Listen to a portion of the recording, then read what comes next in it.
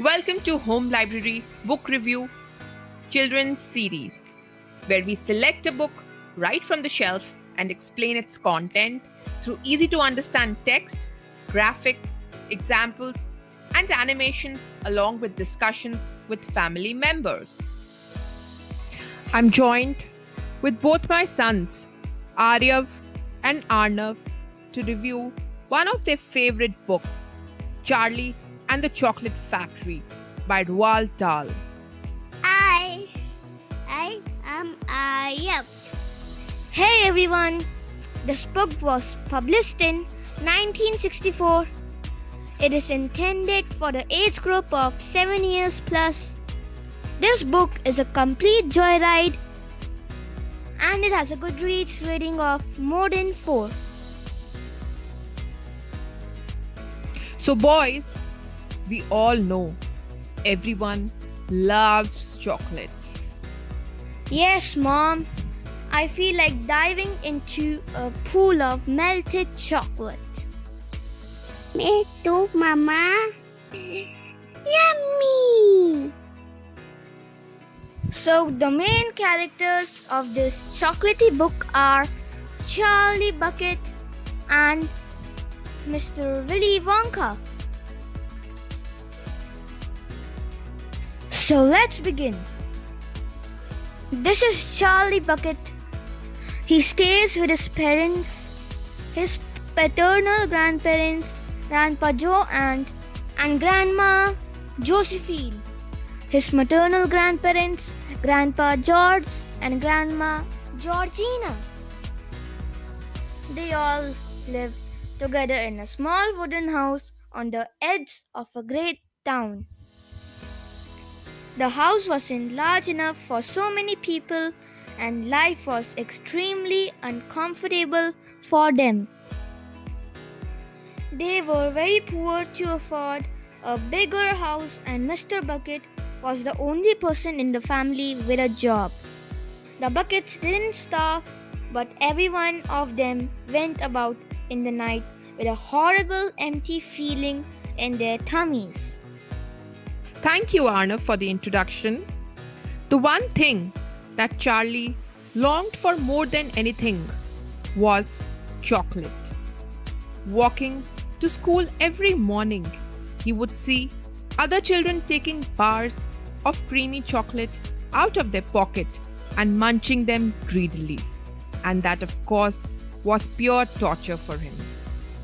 Only once a year, on his birthday, Charlie ever gets to taste a bit of chocolate. In the town itself, actually within the sight of Charlie's house, there was an enormous chocolate factory. It was Mr. Willy Wonka's factory. He was the greatest inventor and maker of chocolates that there has ever been. Every day, Charlie had to walk right past the gates, and he would hold his nose high in the air and take long deep sniffs of the gorgeous chocolatey smell. He wished he could go inside the factory. Every evening, Charlie used to hear stories from his grandparents about Mr. Willy Wonka and his fantastic inventions. Grandpa Joe told him that Mr. Wonka has also invented a way of making chocolate ice cream so that it stays cold for hours without being in refrigerator. Isn't that cool, boys? Wow, tasty! Yeah, Mom, it's amazing! Grandpa Joe also told him that there are secret workers inside the factory and nobody ever comes out of that factory so that there are no spies to steal his secret. Just then, Charlie's father walked into the room. He said, "Did you hear the news?"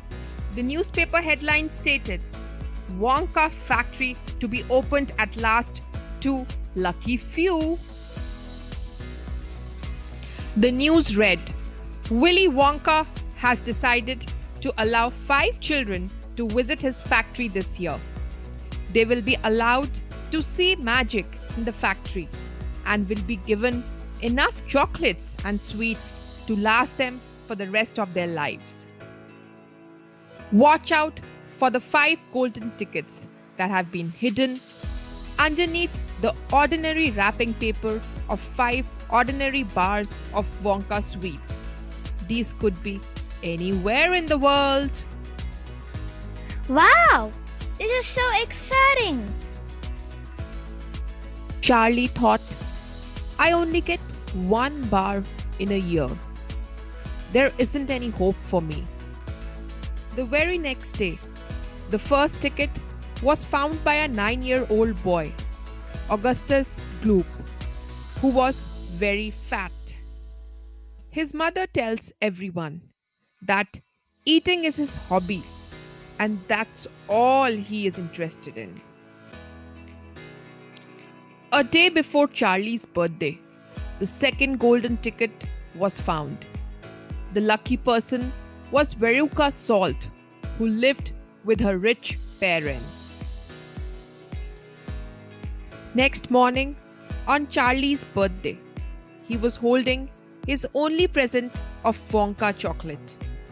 Everyone in the house stayed anxiously for Charlie to open the chocolate and hoping to find the golden ticket. Very slowly, Charlie began to open the wrapper, but there was no sign of a golden ticket. That evening, 2 more golden tickets were found. The third ticket was found by Violet Beauregard, who adores to chew gums. She munches it all day long and her jaws going up and down. The fourth ticket was found by Mike TV, who loved watching gangster films with machine guns. He himself had more than 18 toy pistols hanging from belts around his body.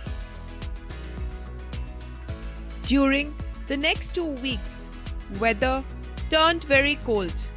Huge snowflakes were drifting slowly, and by evening, snow lay 4 feet deep around the streets. The excitement over the golden tickets had long since been forgotten. One afternoon, Charlie was walking back home from school. His eye was caught suddenly by something silvery lying in the gutter. He bent down to see it. It was a 50 pence. Quickly, he looked around if somebody had dropped it. Several people went hurrying past him on the pavement. None of them was searching for any money. He thought, could he keep it? He held it tightly, and it meant only one thing to him: to buy chocolate and give rest of the money straight back home. Charlie went to the shop and bought 1 Wonka chocolate. And oh, what joy he had with every bite. He finished and thought of buying a second one. Charlie picked it up and tore the wrapper. And suddenly, beneath the wrapper came a brilliant flash of gold. And there it was, Wonka'S last golden ticket. He went off running through the snow as fast as he could to reach home and share this news with everybody. Grandpa Joe threw up his arms and yelled, "Yippee!" The ticket read, "See you at factory, sharp at 10 in the morning, and you will be allowed to bring with you either 1 or 2 members of your family." And Grandpa Joe excitedly said, "I will go with Charlie to Wonka'S factory." The big day arrives. All the children except Charlie had both their mothers and fathers with them. Mr. Wonka was standing all alone just inside the open gates of the factory. He was an extraordinary little man. He wore a tailcoat, trousers were bottle green, had a black top hat on his head. The whole face was alight with fun and laughter.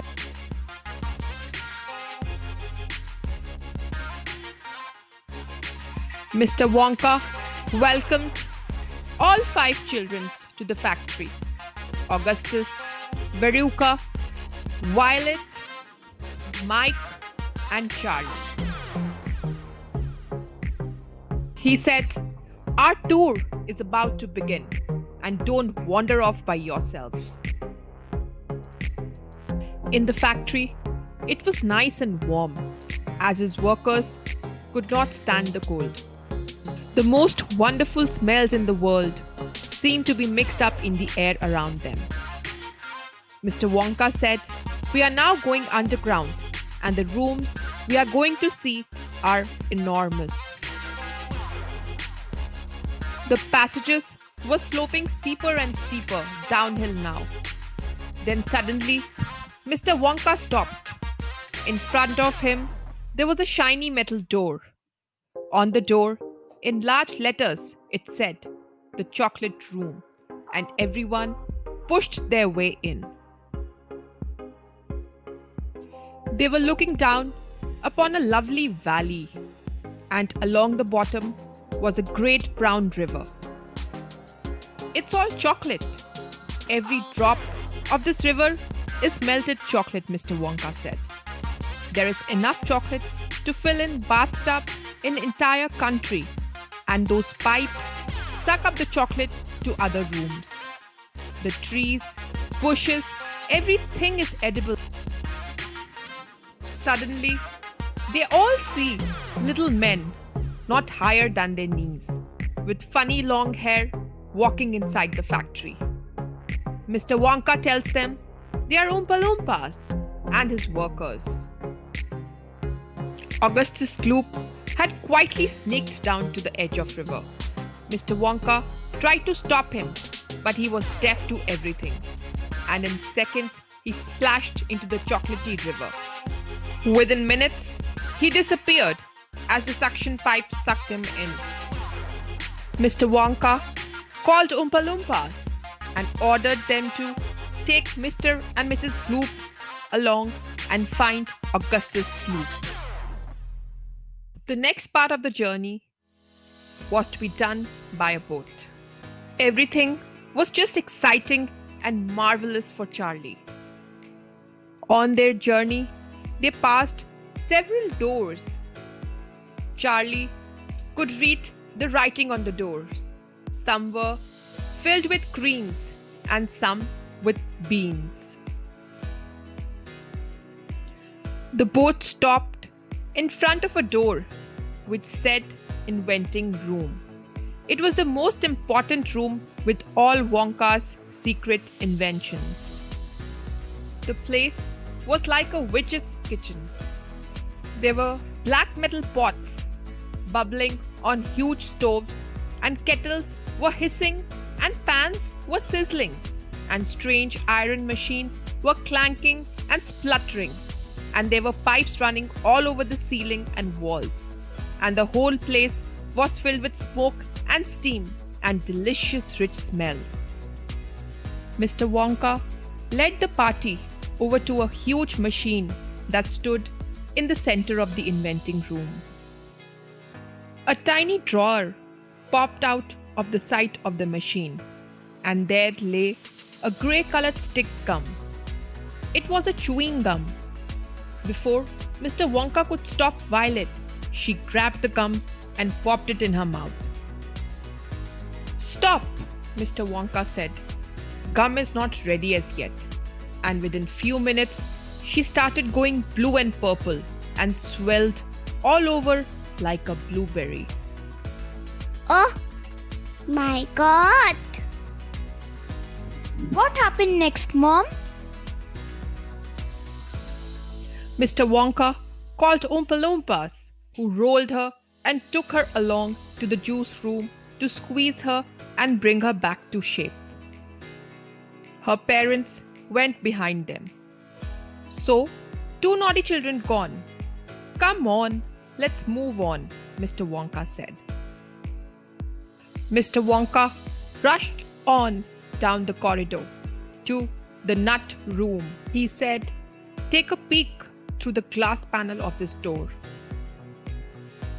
It was the nut room. 100 squirrels were inside. These squirrels were specially trained for getting the nuts out of walnuts. Watching this, Veruca Salt wanted one squirrel badly, and she rushed into the room. Within seconds, all the squirrels took a flying leap and landed on her. All at once, squirrels pulled Veruca to the ground and started carrying her across the floor to throw her down the chute. Both her parents went after her, and the squirrels pushed both her parents down too. The TV family and Charlie, along with his grandpa Joe, were the only ones left with Mr. Wonka now. Next, they went to the television chocolate room. The Oompa Loompas were wearing bright red spacesuits, complete with helmets and goggles. They marched, carrying an enormous bar, size of a mattress, and threw it towards the TV. The chocolate vanished, and suddenly, TV screen flickered and lit up with a small-sized bar of chocolate. Mike TV got excited and started running towards the TV. And there he was, on the screen, like a midget.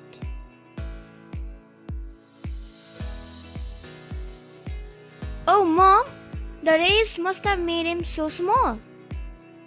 Yes, Arnav. Then Mr. Wonka called the Oompa Loompas to take him to the stretching machine to stretch him and make him in his right shape. And there goes the fourth child. Now, only Charlie. Mr. Wonka exploded with excitement. My dear boy, you have won! Yay! Mr. Wonka, Grandpa Joe, and Charlie went inside the magic glass lift, and they could see Balin's 4 children walking out of the factory. Mr. Wonka tells Charlie as soon as he becomes old enough to run it, the entire factory will be his. Until then, he can stay in the chocolate factory with his entire family. The magic glass lift was now hovering over the roof of Bucket's house and crashed when the lift inside. Grandpa Joe and Charlie explained to everyone what had happened all day with them, and all of them left in the glass lift to go to the most wonderful place in the world, the chocolate factory. Thank you for watching our video. Thank you. Please like, subscribe, and put comments. Your comments will help us to know what you would like us to work on. And also, don't forget to click on the bell notification button so that you are the first one to get more videos like these. Until next time, take care and bye.